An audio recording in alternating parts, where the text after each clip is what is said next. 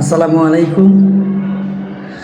আজকে আমি আপনাদেরকে বামনসুর আটি কেরানীগঞ্জ একটি জমিদার বাড়ির সাথে পরিচিত করিয়ে দেওয়ার জন্য চেষ্টা করব এই ভিডিওর মাধ্যমে।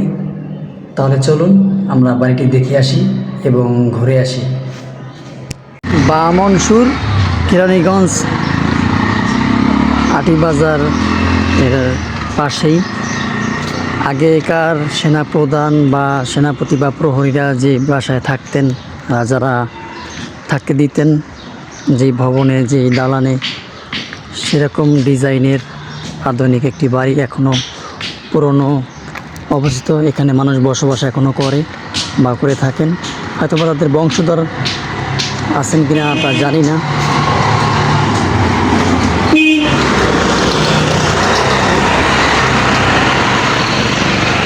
আগে হয়তো কারেন্ট ছিল না, এখন হয়তো বা কারেন্টের ব্যবস্থা করে নিয়েছেন এখানকার মানুষ এই বাড়ির মধ্যে। আমি আপনাদেরকে এই ভিডিওর মাধ্যমে দেখানোর চেষ্টা করতেছি। দেখুন, এটা হচ্ছে ব্যালকনি বা বারান্দা।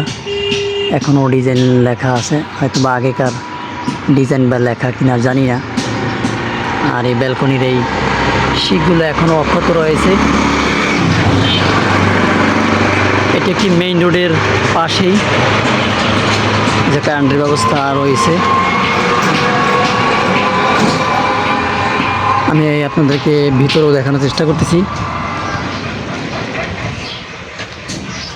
এই হলো দরজা, এখানে মানুষ থাকে, বসবাস করেন। হয়তো বা তাদের পূর্বের সিরিয়াল যে আসছে সেই শ্রেণীর বা থাকেন, হয়তো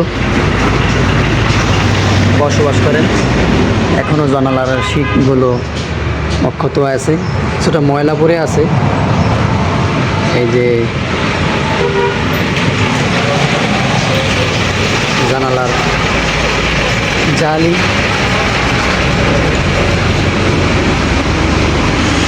আগে হয়তো বা গ্যাসের চুলা ছিল না, এখন গ্যাসের লাইন হয়তো বা নিচে, এবং কাঠের পাটাতন আছে।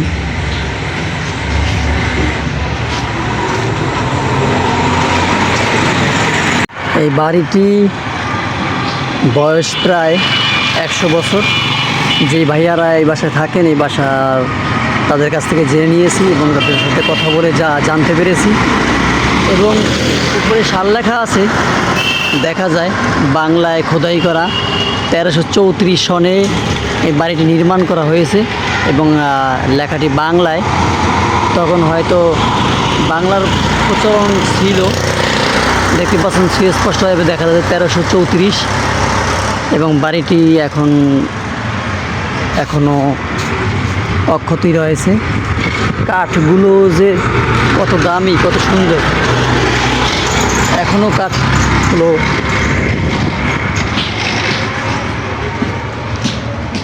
ওই যে স্পষ্ট দেখা যাইতেছে 1334। যারা এখনও আছে বা থাকেন বা বসবাস করেন তাদের কাছ থেকে জেনে নিয়েছি। এবং বারান্দার কাঠগুলো এখনও স্পষ্ট ভালো এবং মজবুত রয়েছে। কাঠগুলো হয়তো বা লোহা কাঠ বা সেগুন গাছের হতে পারে।